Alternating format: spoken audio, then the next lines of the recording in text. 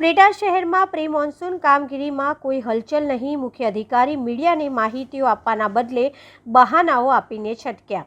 ચોમાસા પહેલા રાજકોટ જિલ્લાના ઉપલેટા શહેરમાં પ્રી મોન્સૂનની કામગીરીમાં કોઈ હલચલ નહીં દેખાતા ઉપલેટા નગરપાલિકાના મુખ્ય અધિકારી જવાબ આપવાથી અને મીડિયા સમક્ષ કંઈ પણ બોલવાના બદલે છટકી રહ્યા છે। જુઓ આ વિશેષ અહેવાલમાં।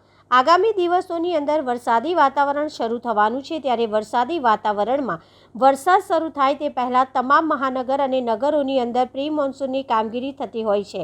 મોન્સૂનની કામગીરી અંગે રાજકોટ જિલ્લાના ઉપલેટા શહેરમાં પ્રી મોન્સૂનની કામગીરીની કોઈ પણ હલચલ ન દેખાતા મીડિયા દ્વારા તપાસ કરવામાં આવી હતી, જે બાદ ઉપલેટા શહેર કોંગ્રેસ પ્રમુખ દ્વારા તંત્રને ટકોર કરી છે અને પ્રી મોન્સૂનની યોગ્ય કાર્યવાહી કરવામાં તેવું મીડિયા સમક્ષ જણાવવામાં આવ્યું છે અને ભૂતકાળના તંત્રના પ્રી મોન્સૂનની કામગીરીમાં કરવામાં આવેલા કામો અંગે અને ન થયેલા ગોલમાલ અંગેના ગંભીર આક્ષેપો કર્યા હોવાનું પણ સામે આવ્યું છે। આ અંગે થોડા દિવસ પહેલાં જ્યારે મીડિયા દ્વારા વિગતો અને માહિતી માટે અધિકારીની કચેરી ખાતે રૂબરૂ અધિકારી સમક્ષ માહિતી અને વિગતો માટે મુલાકાત લેતા જવાબદાર અધિકારી પોતે રજા પર હોવા છતાં જેથી તેમને આ અંગે કોઈ ખ્યાલ નથી એવો જવાબ આપ્યો હતો અને છટકવાનો પ્રયત્ન કર્યો હતો। આ જવાબ સાથે એવું પણ જણાવ્યું હતું કે આ મામલે 2 દિવસ બાદ તેઓ વિગત અને માહિતી આપશે અને જાહેર કરશે તેવું જણાવ્યું હતું અને જવાબ દેવાનું ટાળ્યું હતું। અધિકારીએ આપેલ સામે બાદ એટલે કે 2 દિવસ બાદ પુનઃ રૂબરૂ કચેરી ખાતે અધિકારીનો સંપર્ક કરી માહિતી મેળવવાનો પ્રયત્ન કરતા અધિકારી નીકળી ગયા હતા, જેથી આ બાબતમાં અધિકારી કોઈ પણ પ્રકારનો જવાબ કે માહિતી આપવા માંગતા હોય અને પોતાના જવાબ રજૂ કરવા ન માંગતા હોય તેમજ જવાબ આપવાની બાબતોમાં મીડિયાથી છટકી રહ્યા હોય અને ભાગી રહ્યા હોય તેવું સ્પષ્ટપણે દેખાઈ રહ્યું હતું। કૃષ્ણકાંત ચોટાઈ, શહેર કોંગ્રેસ પ્રમુખ, ઉપલેટા। વરસાદી વાતાવરણ સમગ્ર સૌરાષ્ટ્રમાં જામવા માંડ્યું છે અને ગમે ત્યારે વરસાદની પધરામણી થાય એવી સ્થિતિ છે, ત્યારે ઉપલેટામાં જે પ્રી મોન્સૂનની કામગીરી થવી જોઈએ એ હજુ સુધી ક્યાંય પણ થઈ હોય એવું દેખાતું નથી। નગરપાલિકા પ્રી મોન્સૂન કામગીરીમાં ગંભીર બેદરકારી દાખવે છે। ભૂતકાળમાં નગરપાલિકામાં જે પ્રી મોન્સૂન કામગીરીની ગ્રાન્ટો આવી હતી એ ગ્રાન્ટો ખોટા બિલ બનાવીને ઉધારાઈ ગઈ હતી અને ત્યારબાદ ફરિયાદો થઈ અને જે ખોટા બિલ બનાવ્યા હતા એવા લોકો પણ પૈસા પાછા રિકવર કરી અને લેવા પડ્યા હતા।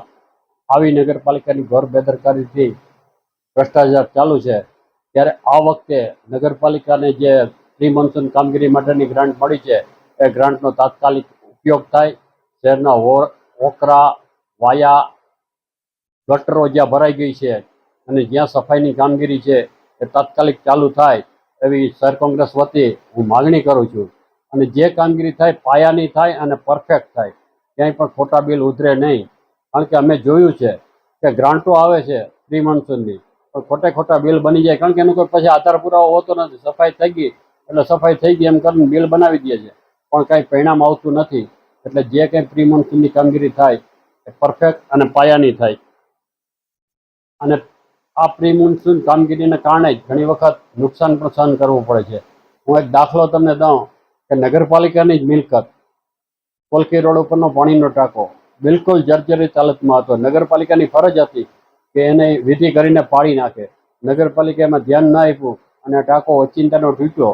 અત્યારે સ્વાભાવિક છે કે ત્યાંથી કોઈ માણસો નીકળતા નહોતા।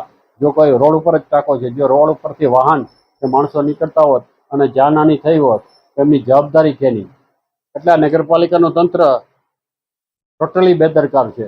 આજે પણ ઉપલેટા શહેરમાં જે નીચાણવાળા વિસ્તાર છે, ખાસ કરીને ગાંધી ચોક, અશ્વિન ચોક, પંચારડી વિસ્તાર, રબારીવાસ, આ વિસ્તારમાંથી આખા શહેરનું પાણી જાય છે અને અહીંયા કુંડીઓ ભરાઈ ગઈ છે। એને કારણે પાણી રોડ ઉપર આવી જાય, કુંડીઓ ભરાય એનો તો વાંધો નહીં, પણ અમુક કુંડીઓ તો ઢાંકણા વગરની છે। જ્યારે ચોમાસામાં રોડ ઉપર પાણી જાય અને ઢાંકણા વગરની કુંડીઓ પરથી કોઈ નીકળશે ને કુંડીમાં થઈને ગટરમાં માણસ પડી જાય અને કોઈ જાનહાની થાય તો આની જવાબદારી કેની?